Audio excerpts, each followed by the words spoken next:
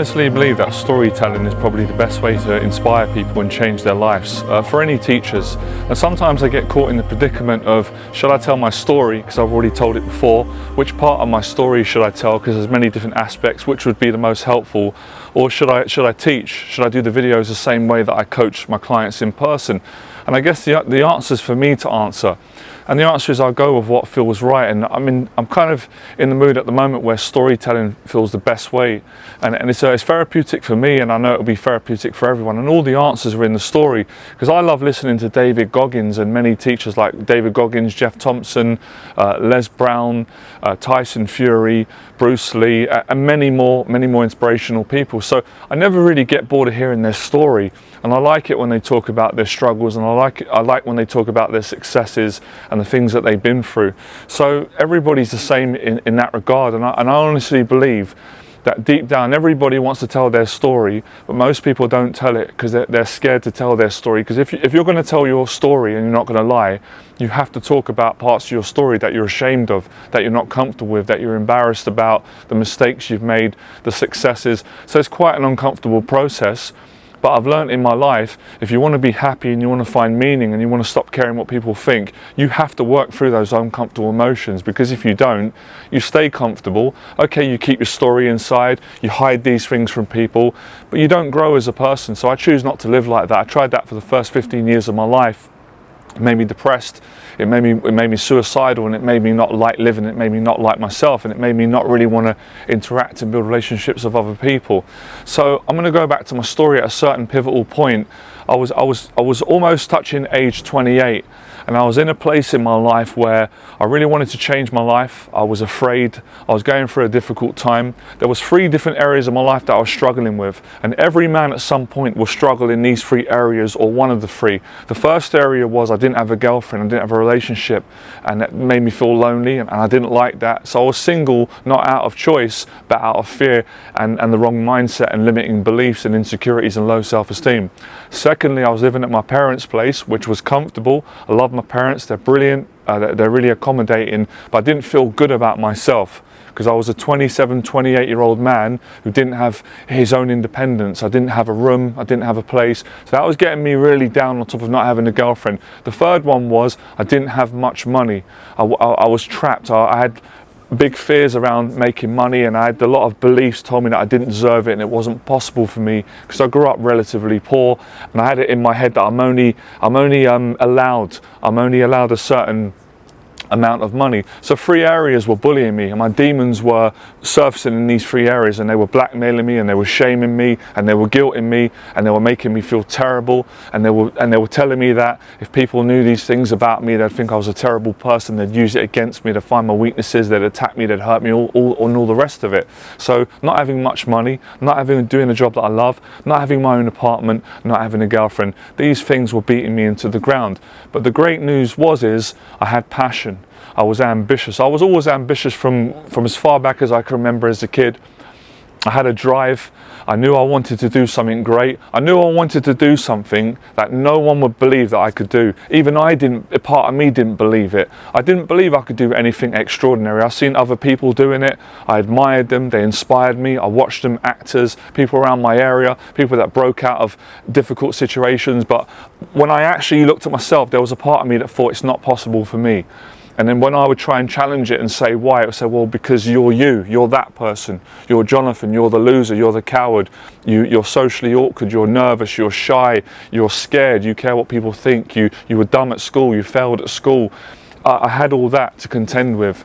I had a lot of different things coming at me, attacking me mentally. So every time I tried to move forward and go and achieve my dreams, I was always met by these challenging demons that were strong and that were heavy and that were tiring, and they were very sneaky and they were very intelligent and they were very manipulative, and they would come in and they would talk to me and they would talk me into depression.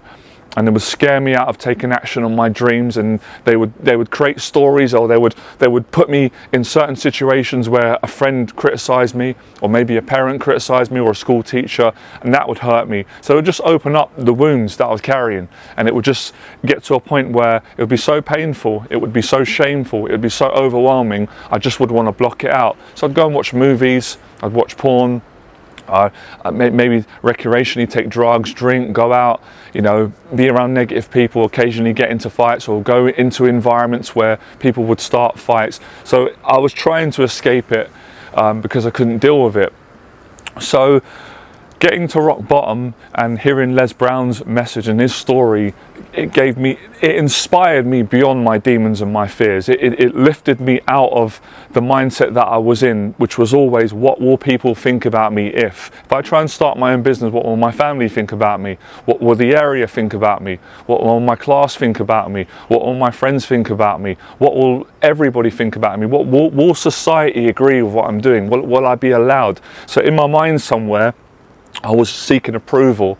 Like a child, I was seeking approval from my parents. I wanted someone to say, yeah, you're allowed to do that. Yeah, it's okay, you're not going to be punished. So I was afraid of being punished. I had a deep-rooted psychological fear that if I try and change my life and be successful, I'm going to be punished, I'm going to be harmed. And I was terrified of that. The kid in me was afraid of it, because when I got punished when I was younger, it made me feel rejected. It made me feel lonely. It made me feel frightened. It made me feel ashamed. It made me feel disgusted. So of course, I was so afraid of that emotion. Anything that would jeopardize my comfort, my safety, or feeling of love or being valued frightened me. And going towards my dreams would irritate, it would trigger the demons, and the demons would bring up these emotions, and they'd bring up that one blackmailing, frightening emotion, which was the emotion which made me feel sadness, loneliness, darkness. And I was terrified of that feeling, because when I entered it, it was painful and it was horrible, and it felt like the feeling was never going to go away. I remember hearing one of Jeff's talks, and he was talking about his story, and he said his biggest fear that he was never going to get rid of the depression. It was going to stay forever. So I was afraid that I was going to be in that dark place, and I was going to be there forever, and I was never ever going to be able to break out. So I dare not go and live my dreams. I dare not rise above the opinions of other people. I dare not challenge my situation. I dare not try and improve my finances. I dare not try and get a girlfriend. I dare not try and do a job that I love. I dare not try and improve my lifestyle because of the fear of being put into that dark place and experiencing those horrible emotions that I experienced in my childhood as an adult. So as a 27, 28-year-old man, I was still like a child inside. Even though I was 6 foot, I was physically strong, I could be mentally strong, but I was emotionally crippled. I was weak underneath, even though I hid it from everyone, obviously, even myself. I couldn't fully acknowledge it. So after a while, listening to these motivational messages from people like Les Brown, I studied Bruce Lee. I watched every DVD of Bruce Lee. I read every book. I watched every scene. I was obsessed with Bruce Lee. I knew every intricate detail of every film, every facial expression, every pose he did, and I was trying to get this courage. I was trying to build the stamina and the self-esteem, and I was trying to find my courage. Basically, I was trying to get ready to take on this emotion, because somewhere in my subconscious mind I knew I would never ever live my dreams if I wasn't willing to work through the darkness, and that terrified me. But when I got to a certain point, it gave me such an excitement, it gave me such a passion to live, it gave me such a drive, it gave me such a strength, it gave me a feeling that I generally don't care what other people. Of course, I want people to like me. You want to be liked and loved rather than hated. But I got to a certain point, you could call it a righteous anger, where I didn't care what people thought about me anymore. I just wanted to be successful. I wanted to succeed. However that looks, we could say I'll get a girlfriend, make money, and all that kind of stuff. I wanted to feel that feeling of victory. The feeling that I got when I watched the Rocky movies, and I seen Rocky go from a guy that was, in the movie he was portrayed as a bum, as a socially inept, kind of low self-esteem, putting himself down. People laughed at him. He was always like, kind of like the great white hope, but he couldn't quite get there. And obviously he falls in love, he meets Adrian, which is a beautiful love story, and I think deep down every guy wants that. And he gets a mentor, and he starts to he gets the help that he needs. He starts to pray to God, and you see throughout the movie the character change. You see there's a slow transformation of a character going from not believing in himself, not liking himself, hating himself, to building his confidence up, building up, and eventually you see him turn his life around, and you really see the transition from fear to love. You see the transition from hard work, from poverty to becoming rich, not just rich financially but rich spiritually, and you see his whole life change. And you even see the character in the film become better looking. He doesn't look as attractive at the start because he's not taking care of himself, and he lives in a shithole, he lives in a dump. And I could relate to that because I've lived in some places where I rented. I'm grateful to have a roof over my head, but they were shitholes, they were dumps, and I looked bad because I didn't take care of myself. So I had to work through all these stories, and I had to kind of play them out in fantasies and watch movies and watch Bruce Lee, fictional, truth. I was searching. I was searching for answers. I was searching for truth. I was trying to find a way that I could get myself to go out and be successful, because to contradict the fact that I was so insecure and I didn't believe in myself, and I was seeking approval from my parents, from society, from women, from guys, from friends, from teachers, somewhere in me knew that I could do it. And I think that's what used to hurt me and cripple me and keep me up at night. That's what used to give me panic attacks. That's what gave me social anxiety, because there was a part of me that knew I could do this, but why am I not doing it? Sometimes I would question myself. I remember a friend said something to me and it triggered me, it made me angry. He said it in a good way. He knew I was struggling. He was a really good guy, a really kind friend. He said, Jonathan, why don't you start your own business? And I got really angry when he said it at the time because I was insecure. I felt like he was trying to disrespect me, put me down. And I come back with my own limitations, and I said, I can't do that, it's too hard. And I gave a whole reason as to why I couldn't do it. When I look back, he was being a good friend. And years later, I started my own business. I've built a successful business, and I'm doing it and living it. I've been doing it for 10 years. So for me, I had to really come to terms with my fears, my demons, my shame within all these demons and fears. And I had to take responsibility, and I had to build myself up. So coming back to age 27, 28, I decided to go for it. And it's hard to articulate this on a video, but I'll do the best I can. I was living in my flat in Fulham Broadway. I was depressed. I was thinking about killing myself, but I didn't have the courage to do it. I was afraid to live. I was afraid to die. I was afraid to stay where I was. And I heard a message from Les Brown. So it's possible you can live your dreams. And he said a story about him being teased at school, being called the dumb one. I related to it because I was called dumb at school. And he said, you will fail your way to success. And then I thought, wow, that's amazing. That's incredible. I can fail my way to success. It's okay for me to fail. It's okay that I feel ashamed of myself or some of myself. It's okay that I'm quite nervous. It's okay that I'm shy. It's okay that I don't learn things as quick as some people. It's okay as long as I don't quit. And I understood what he meant. I understood it instinctively, intuitively, spiritually, mentally, and I went out and I started to apply it. When I started to apply this courage and face my fear, it made sense to me. I always said that when I started coaching my clients. I'm explaining my teaching now, but it's self-explanatory through the process of taking action. So when I started to take action, I noticed that these emotions that were blackmailing me and keeping me in a mentally emotional prison, and I was afraid of them, the emotions started to transform. And that sadness and that pain that I felt as a young boy up into an adult, that changed into a different emotion. That changed into excitement. It changed into relaxation. It changed into a happy feeling, a more of a peaceful, meaningful feeling, more of a grounded feeling, more of a feeling of certainty, more of a feeling of hope that life's worth living, that there's great things, and actually more of a kind feeling, more that I want to be kinder to other people, that I want to connect, I want to open up, I want to express, I want to be vulnerable, I want to be strong, I want to be weak as well. I want to be all the things that any decent, hard-working, successful, passionate, purposeful human being wants to be. This is what started. It's like the emotions had their own words in a way that I could understand, their own impressions. So every time I took action on a negative emotion, it became a positive emotion. Every time I took action on a situation that I thought, I can't do that, that's too frightening, I can't handle it, I could handle it. Most people don't realise that they've got a toolbox that's got loads of different tools and skills, but you only realise that when you put yourself in a situation where you have to use those tools, where it's a necessity.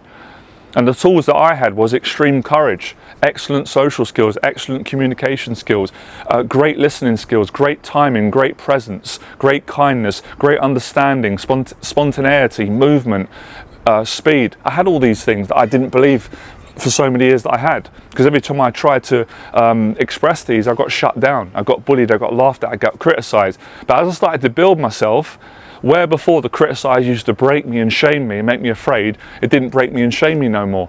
Because me taking on my own demons was far more hard and rewarding than me being afraid of someone saying bad things about me. Because I got called all the names under the sun growing up in school. I got called ugly, I got called a geek, I got called dumb. People laughed at me, they took the piss out of my trainers because I wore cheaper trainers. They made fun of my hair. I had all of it.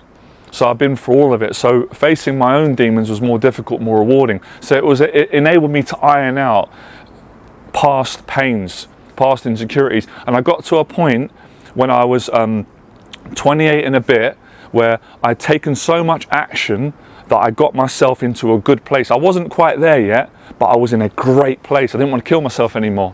I didn't hate myself anymore. I didn't think I was disgusting anymore. I actually liked myself. I felt good around people. I wanted to keep going. And that's when I started to improve my social anxiety. And that's when I realized I want to teach. I want to dedicate my life to this. It's always been in me. Every single job I'd done up until now was not a waste of time. There were jobs that I hated, I despised. There were jobs that made me feel bad. There were jobs that I liked. Every single job was a building process. Every job taught me a lesson. So one of the jobs where I worked and I was being bullied by a boss taught me that I need to stop being a people pleaser. I need to stand up for myself, but I also need to learn how to not be violent, but to be calm, but to be assertive. And I need to learn how to overcome the fear of change. So I learned so many things from the bad things that happened to me, and I never really understood that years ago. I didn't know you could do that. I didn't know I was allowed to do that. I didn't know that was possible. I didn't know that you could turn trauma and negative things into something positive and beautiful. I didn't know you could turn being broke and poor, and you could use the pain and you could take the knowledge from that and move forward and make money from it. I didn't know you could do that. I didn't know you could go from a guy that used to sleep with prostitutes because he didn't think he could get a girlfriend and get real love, to a guy that could quit doing that addiction and meet real women and get real love. I did that. I didn't know you could do that until I'd done it. I didn't know I could go from a guy that used to stutter and couldn't make eye contact and was nervous and ashamed and embarrassed and was overthinking about everything he was saying because he was afraid of being judged, to a guy that could be a phenomenal public speaker and a teacher. I didn't know I could do that until I started to do it. So the more I started to do it, the more the confidence came, and the less I had to ask for approval from my parents or anybody else. Why do you need approval when you can give it to yourself? You only ask for approval when you doubt yourself. You only ask for approval when you can't find the strength to go and do the things that you want to do. You only ask for approval when you don't believe that you can be the person that you want to be. So for many years, I was always asking friends, do you mind if I be this person?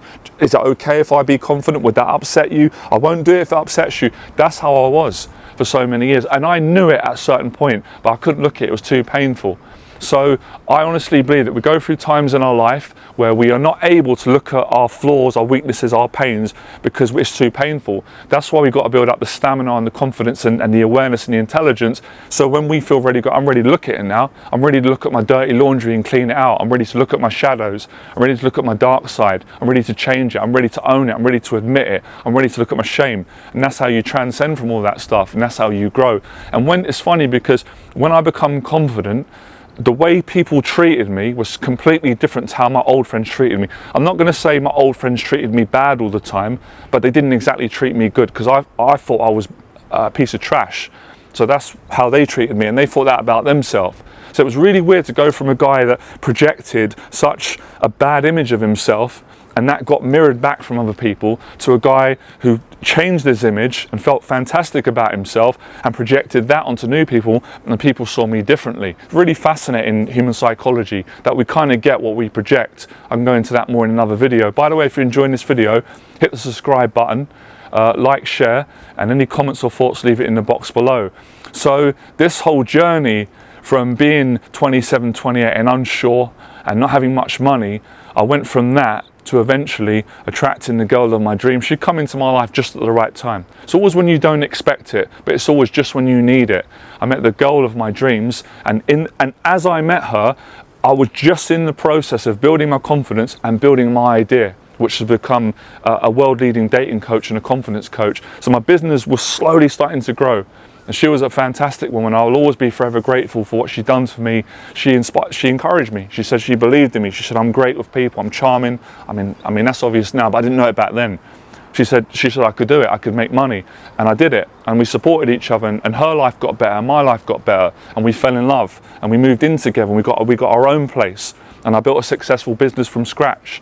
You know, and then I got on, obviously I got on even better with my family. I found my own independence. And the great thing is that one of the most happiest things in my life, and sometimes I don't realize this, was the best thing is when you can be a blessing to other people. So once I got my finances sorted out, once I got the girl of my dreams, once I got my little apartment, now I could focus the majority of my energy on serving other people, teaching people, and that just took me to another level. And that's why my business just grew and grew and grew, and I attracted clients and business from around the world, and I done talks at different events, I done talks in different businesses, I've done my own events, I went on a podcast show. It's just incredible what I've done. And it really made me realize what people can do if they put their mind to it and they put their heart to it. But like I said, I had to look at the dirty laundry. I had to look at the stuff that most people dare not to look at. Most people deny it. I'm not judging people, I'm just pointing out the truth. I did it myself. So maybe this will inspire you, because you can't force someone to look at their dirty laundry. You can't force them to look at their shadows. They have to want to do it. People ask me, I'll help them. That's my job. So this was, you know, I used to sit at home and think, man, these celebrities, man, I wish I was like that, good looking, rich, nice cars, nice places, nice women.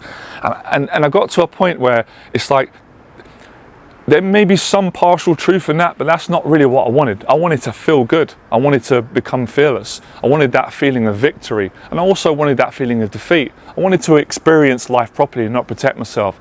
So going on this journey enabled me to learn a lot about all these different things that I talk about and to be a teacher. And that's what always made me a good teacher. I've never been a perfect teacher or a perfect person, but it doesn't take away the fact that I'm an excellent teacher, because I've always taught from what I've actually done, or what I failed at, or what I've succeeded at. It's never come from a literature book or quotes or tweets or what I think. I've always taught what I know to be true, what I've experienced, and what has consistently been the truth. And anything that I don't know, I say, I don't know that, you'll have to go elsewhere, or I'll figure that out. And listening to people. If you listen to people, they'll tell you what they want, they'll tell you what they don't want, they'll tell you who you are, who they are, sorry, and who you are. That's a Freudian slip, that's true. And they'll tell you who they're not. So the fear of change, I really do understand when people are scared, because we're all scared of it until we do it. But for me, I was more scared of staying the same. And living in that place where you're just existing every day, you're dreading every day.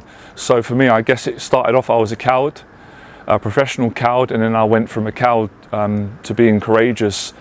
And that was amazing, because in such a short window of time, I was 28, and I believe by the age of 29 and a half, I become successful. Successful in what I set out to achieve.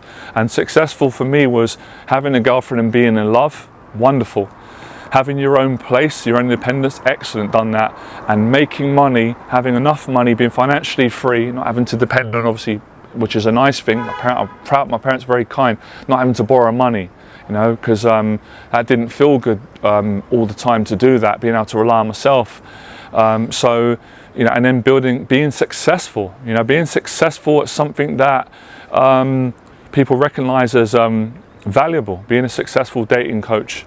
And a confidence coach, and the success on YouTube and the business and the public speaking. So, you know, by the time I was age 30, I lived my dream, and that's that was worth looking at my like I said, the dirty laundry, the demons. So, whatever you're going through in your life, whatever struggles you have, you can change it if you really want to do it. And that's something that I realise a lot, because a lot of people complain about their life, about what they're not happy about, but fewer people actually take that leap of faith and really work at it. And I didn't do this in one day, obviously. I made a decision in one day, but as Les Brown said, it was a process. And it was just unbelievable, really, really hard to put into words. It really is. It's hard to, you know, put into words something that is emotional, spiritual, some of the things you can't even explain, but it was worth it. It really was worth it. So that's my story from age 28 to age 30. That's a lot, right? That's just 2 years. And obviously I've talked about some of the background. So I'll continue sharing my story at different points to stress different teachings. So this story was about how to overcome the fear of change when you don't believe that you can change, when you don't believe you deserve it. Because I went for a stage, like I said in my story, where I didn't believe I deserved to have a girlfriend and be happy and make money. I was so used to hating on myself and viciously judging myself and hearing those voices that I didn't believe that I ever deserved to rise out of that and be better. And I realized through my own faith, through listening to motivational stories of other people that felt just the way I did and the way you might be feeling now, and how they did it, how they overcome it. So that's why storytelling is so beautiful, especially if it's honest, which my story is. Then it can really change people and inspire them, because good stories will usually make a person feel better about what they're ashamed of, and it will give them the encouragement, the inspiration, the knowledge, the teaching. It will prod them in however they need to be prodded. It will give them the right impression or the right word or the right phrase that will enable them to step out of their fears so they can live their dreams, all right? So I hope you enjoyed it. I'll speak to you soon. Fearless.